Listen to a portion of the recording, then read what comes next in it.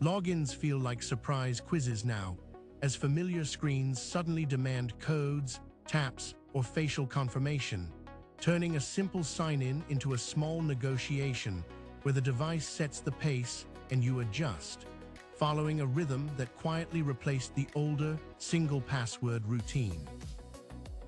Typing a password used to complete the job, yet modern systems pause and escalate, pulling you into extra steps that seem abrupt but reflect a world where remembering numbers is no longer the anchor, and the device does most of the heavy lifting automatically. Identification once relied on memory, with passwords and pins acting as personal keys, but today phones and computers store nearly everything, leaving you to provide quick confirmation while the system behaves as if it recognizes you more reliably than your own recollection. The shift didn't happen because anyone forgot how to remember. It happened because passwords aged poorly, becoming too easy to steal, pushing the industry toward methods that rely less on what you know and more on what you physically hold in your hand. Two-factor authentication arrived as the first major reinforcement, adding an extra sign that you were truly present, using SMS codes or authenticator apps to provide rolling numbers that made impersonation harder, even if the process introduced a little extra friction. People accepted the inconvenience of two-factor steps because the alternative created bigger risks, and each login began to resemble a short obstacle course, where a password alone no longer felt strong enough to protect anything meaningful. Passkeys emerged as the next step, replacing typed credentials with biometric checks tied to secure hardware built directly into your device, removing the need to manage long strings of characters while reducing the chances of handing them over accidentally. A fingerprint or facial scan now becomes the credential, stored safely inside the device instead of floating through forms, creating a cleaner system that eliminates the very thing attackers traditionally rely on stealing from unsuspecting users. The transition to passkeys is already underway across major platforms, quietly appearing in Google accounts, Apple systems, and websites adopting the same standard, often prompting setup screens before people fully realize a new method has arrived. Most users encounter the option while signing in, noticing prompts to enable a passkey without recognizing that the industry has already shifted its default expectations toward these newer, stronger authentication tools. The practical question isn't why companies introduced these methods, but how to interpret the prompts without assuming something is wrong, because new login screens occasionally feel like sudden assignments instead of simple upgrades. Understanding the pattern makes the process less intimidating, allowing you to read each request calmly and recognize that the system is settling into its next standard rather than forcing you into a complicated change overnight. You sit down to sign in, type the password you've used for years, and the site immediately follows with extra demands, creating the modern sequence where one secret you know gets paired with one signal you have, because passwords alone stopped offering enough meaningful protection in a world full of breaches. Two-factor authentication begins with the simplest version, an SMS code that appears within seconds and expires quickly, offering convenience while still carrying weaknesses, because text messages can be intercepted or rerouted when someone is determined enough to target your account directly.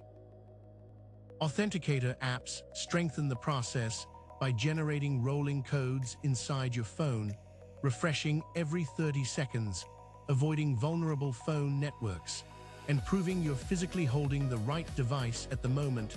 The system wants confirmation of your identity. Physical security keys push that reliability even further, functioning like small USB sticks that require a literal touch to confirm access, offering a near-impossible barrier to remote impersonation, but sometimes feeling excessive for everyday users who simply want stable protection. Passkeys shift the model entirely by replacing typed secrets with verification tied to your device, using your fingerprint, face, or PIN as the unlocking method, while keeping the actual credentials stored safely inside secure hardware instead of floating through online forms. Apple and Google built their versions on the shared FIDO standard, allowing passkeys to function across platforms so websites can check your identity without relying on long character strings or secret questions you stopped remembering years ago. When a site prompts you to save a passkey, it isn't adding work. It's asking your device to store a token and reuse your existing unlock method, removing the need for memorized credentials while still keeping the account locked to your hardware. The transition feels abrupt because the prompts arrive without warning, appearing during routine sign-ins on Google, iCloud, or Safari, creating the sense that something changed overnight when the industry simply nudged everyone towards stronger defaults.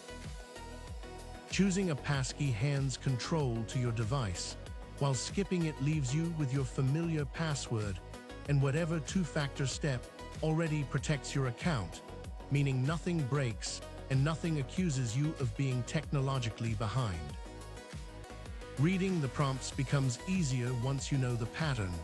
Use a passkey keeps it on this device, while verify with your app tells you to open your authenticator instead of waiting for a vulnerable text message to appear.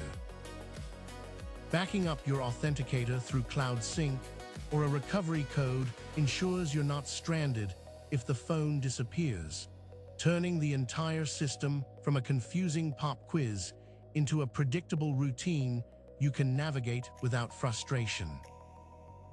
Predictability may not make sign-ins enjoyable, but it replaces the old guesswork of remembering mismatched secrets created years apart, offering a steadier experience that feels manageable instead of chaotic whenever a login screen appears.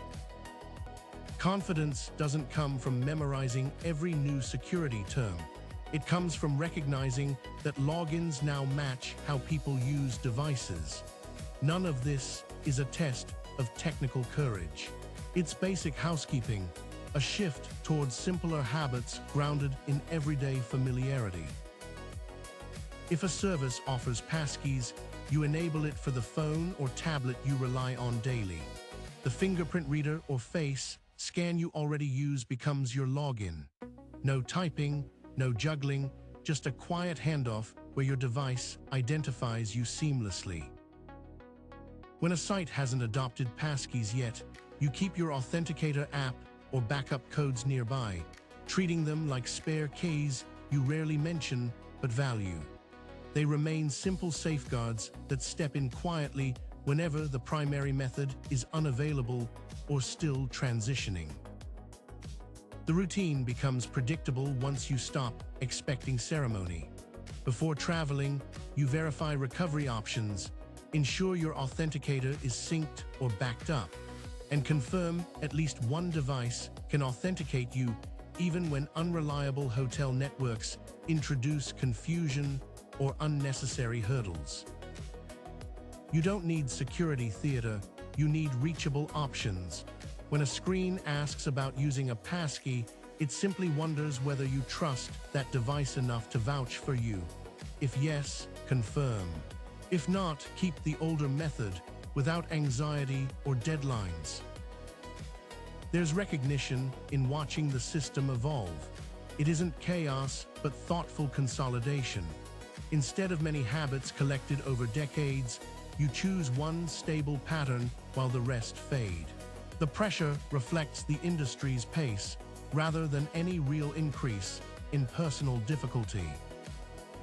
Changes often arrive quietly, leaving you facing prompts that feel like negotiations. Yet once you understand the vocabulary, tension fades.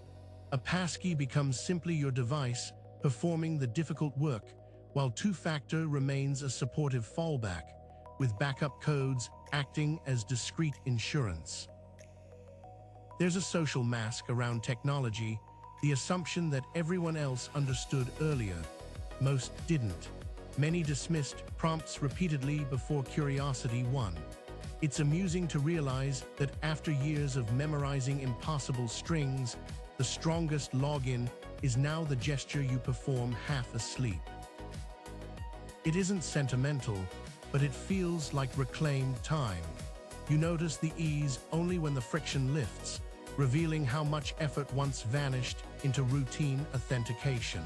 This shift reframes identity checks as brief moments rather than complicated rituals demanding constant attention or unnecessary vigilance. Adopting passkeys isn't a personality change, but a practical alignment with reality. The internet already moved, and you're simply accompanying it at your pace. You're not chasing trends.